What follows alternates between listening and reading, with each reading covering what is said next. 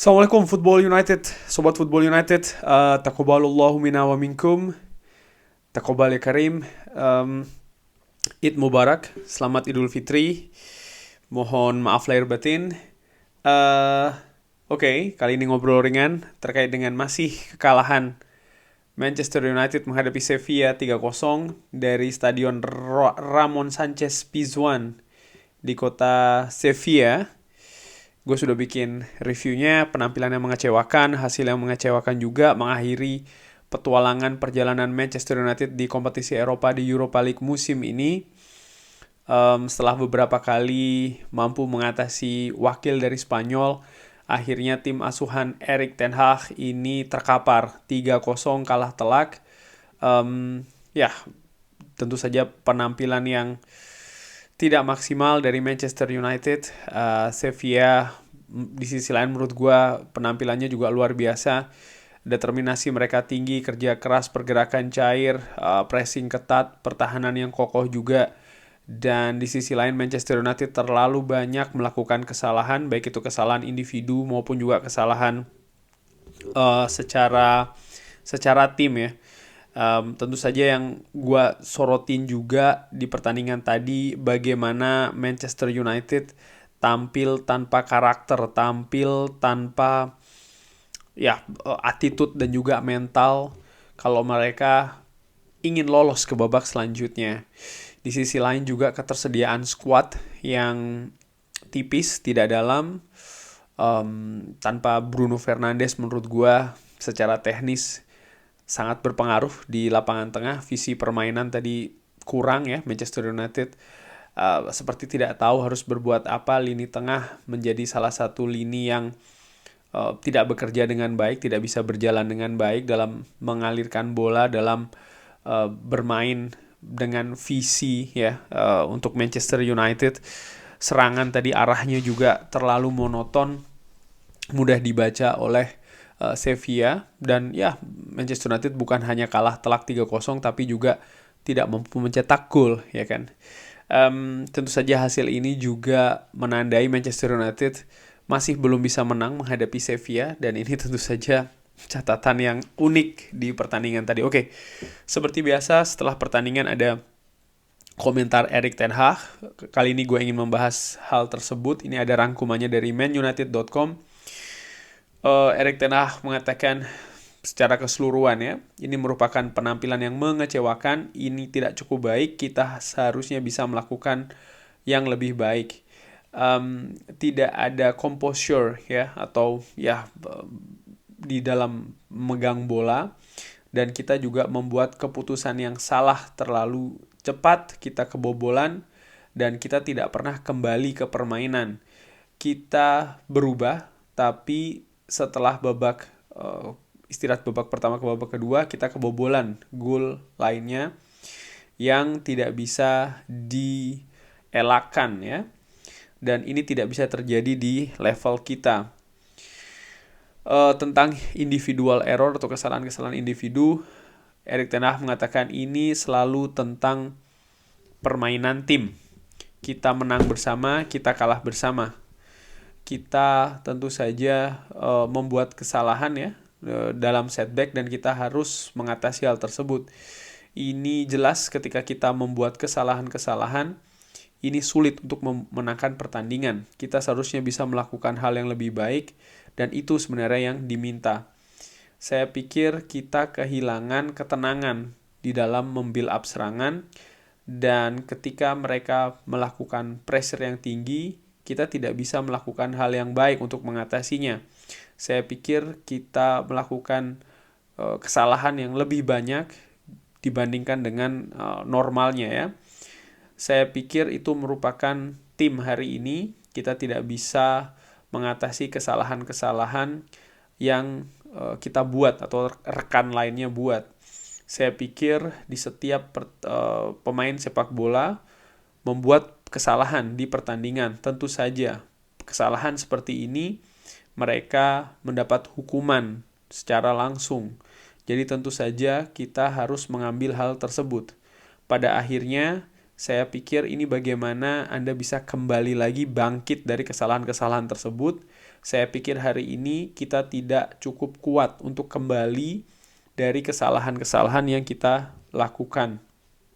Iya, sepakat gue.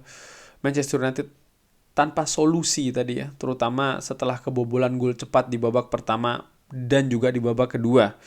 Terlalu lama Manchester United ini untuk bisa bangkit di babak pertama, maksud gue, setelah tertinggal gol di 10 menit awal ya kan.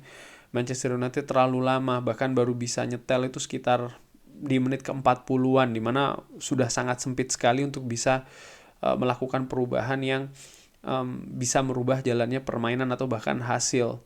Dan di babak kedua Manchester United bahkan sudah kebobolan di menit-menit awal ya kan. Ya menurut gue tadinya gue harapkan ada perubahan yang radikal yang bisa terjadi di babak kedua paling tidak, tapi justru Manchester United ya gol kedua dari Sevilla itu meruntuhkan sih menurut gue jalannya pertandingan utamanya untuk Manchester United.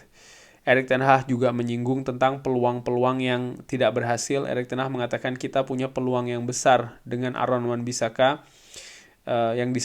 yang bisa diselamatkan oleh Yasin Bunu di babak pertama. Itu merupakan peluang besar untuk bisa kembali, tapi kita tidak bisa kembali di pertandingan ini. Tentu saja saya sangat kecewa, saya mengharapkan yang lebih. Fans juga mengharapkan yang lebih malam ini ya. Tadi di babak pertama kalau seandainya bisa 1-1, pasti situasi akan berubah ya. Momentum yang penting menurut gue, peluang tadi dari Aaron Wan-Bissaka, dan sayangnya Manchester United tidak bisa menyamakan kedudukan. Disinggung apakah atmosfer di stadion punya pengaruh.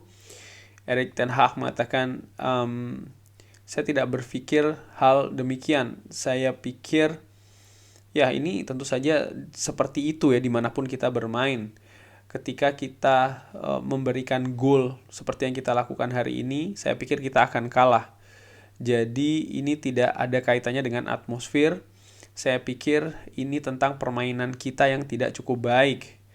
Apakah atmosfer ini juga mengejutkan Anda? Erik ten Hag mengatakan tidak, tentu saja tidak. Kita sudah mempersiapkan untuk intensitas mereka, tapi kita tidak melakukan atau membuat keputusan yang tepat, yang benar di atas lapangan. Erik ten Hag juga melindungi David De Gea ya. Di artikel ini mengatakan kalau ya dia ini merupakan salah satu kiper dengan clean sheet yang terbanyak di Premier League. Dan itu menunjukkan bagaimana dia ini sebenarnya penjaga gawang yang sangat capable. Ya, gue sepakat. Secara keseluruhan memang David De Gea merupakan penjaga gawang yang bagus ya. Tapi tadi di pertandingan tadi jelas paling tidak 2 gol itu merupakan kesalahan dari David De Gea. Di gol pertama dia punya banyak opsi, tapi dia justru memilih opsi untuk memberikan kepada Harry Maguire di tengah yang punya peluang untuk disergap oleh 3 pemain. Dia juga punya pilihan sebenarnya untuk menyapu bola langsung ke depan ya kan. Dan di gol ketiga jelas kesalahan kontrol di sana. Tapi gue melihat ya kalau gue mengaca kiper-kiper lainnya paling tidak di Manchester United, bahkan seorang Edwin van der Sar, Peter Schmeichel juga pernah melakukan kesalahan-kesalahan krusial. Sekali lagi ini tinggal bagaimana David De Gea bisa bangkit lagi. Tentu saja pemain bermain secara perfect di seluruh pertandingan selama hidupnya itu kan hampir mustahil. Apalagi seorang penjaga gawang ketika melakukan kesalahan itu sering sekali memang hukumannya langsung kebobolan. Dan ini juga terjadi di penjaga gawang lainnya. Tentang distribusi bola, gue melihat tentu saja kalau mau fair ya, ada kesalahan juga dari sisi Harry Maguire, di mana dia juga ketika menerima bola punya beberapa opsi, tapi opsi yang dilakukan tidak tepat sehingga bola akhirnya bisa direbut oleh pemain Sevilla. Tapi tetap menurut gue melihat di pertandingan ini David De Gea bermain buruk. Lalu apakah ini akan menjadi, maksudnya untuk gue berpendapat oke, David De Gea dibuang atau dijual, gue tidak berpikiran seperti itu ya. Kalau seandainya mentalitasnya seperti itu, gue paling tidak ya, maksud gue adalah, atau mindsetnya adalah setiap pemain yang salah maka harus dibuang. Ya, klubnya jadi kayak pintu keluar masuknya terlalu cepat ya, dan menurut gue itu tidak sustainable, itu tidak tidak demikian sih menurut gue. Dan again, menurut pendapat gue, pemain sepak bola dalam sepanjang karirnya pasti pernah melakukan kesalahan. Dan kalau gue melihat secara umum, gue juga sepakat apa yang dikatakan oleh Erik ten Hag. Dia sebenarnya penjaga gawang yang capable, hanya saja memang malam ini bukan malamnya dari David De Gea. Dan kalau fair juga, bukan hanya David De Gea, tapi hampir seluruh pemain Manchester United bermain di bawah standar. Lalu, sorry, apakah ada kabar cedera?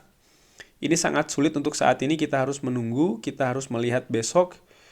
Dan kita akan kembali ke Inggris, dan setelahnya kita akan melihat dari situasi hari ini apa yang terjadi. Dan ya, selanjutnya kita harus terus berjalan ya, melihat ke depan di pertandingan hari Ahad. Semifinal FA Cup menghadapi Brighton.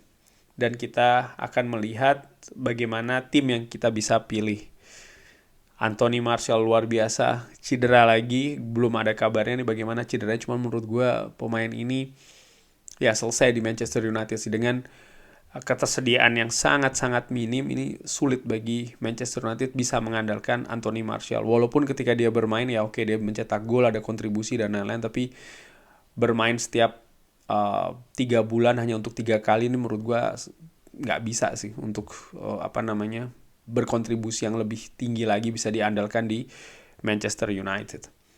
Tidak cukup baik, ini kesimpulan terakhir dari Erik ten Hag. Saya pikir para pemain menunjukkan di pertandingan sebelumnya kalau mereka ini sebenarnya bisa perform ya, bisa bermain baik. Tapi malam ini kita tidak cukup baik, itu jelas. Kita tidak bisa menyamai standar yang Anda harapkan dari tim seperti Manchester United. Kita harus lebih baik lagi. Setiap orang memiliki ekspektasi standar yang tinggi di Manchester United. Sepakat gue. Ada kesalahan-kesalahan individu, yes, di pertandingan tadi. Tapi gue juga menyoroti bagaimana secara kolektif Manchester United tidak bermain bagus sebagai sebuah tim. Apakah ini ada faktor kelelahan? Bisa jadi. Apakah ini ada faktor tidak bermain dengan Bruno Fernandes? Sangat mungkin bisa terjadi. Apakah ini ada faktor kalah determinasi, kalah karakter, kalah mental, kalah attitude dengan Sevilla? Sangat mungkin terjadi. Manchester United tidak punya inspirasi di atas lapangan tadi, juga sangat bisa terjadi. Apakah gol-gol awal tadi menjadi kunci di pertandingan ya, yang gue singgung di preview, siapa yang mencetak gol duluan lebih punya peluang untuk lolos? Sangat mungkin terjadi. Jadi sangat banyak sekali kemungkinan. Dan ya intinya gue ada kesalahan individu, tapi kesalahan secara kolektif itu juga sangat-sangat menonjol di pertandingan tadi. Banyak hal yang harus diperbaiki oleh Erik ten Hag, attitude, karakter, dan juga bagaimana mencari solusi secara teknis ketika Manchester United tertinggal seperti itu ya. Dan dalam situasi yang seperti tadi, ini juga harus dicari untuk masa-masa dan juga pertandingan selanjutnya. Kurang lebih demikian, sudah cukup larut di sini. Gue istirahat dulu. Sekali lagi gue ucapkan taqabbalallahu minna wa minkum. Taqabbal karim. Selamat merayakan Idul Fitri Sobat Football United. Selamat berkumpul bersama keluarga, sehat-sehat selalu. Dan ya semoga kita semua selalu sehat dan dipertemukan dengan bulan Ramadan tahun depan. Terima kasih sudah menyaksikan. Ada saran, komentar mengenai pertandingan tadi bisa drop di kolom komen, tapi tetap dengan sopan ya. Ayo kita sama-sama jaga channel ini, channel ringan amatiran yang sopan. Kurang lebih demikian, terima kasih sekali lagi. Assalamualaikum warahmatullahi wabarakatuh.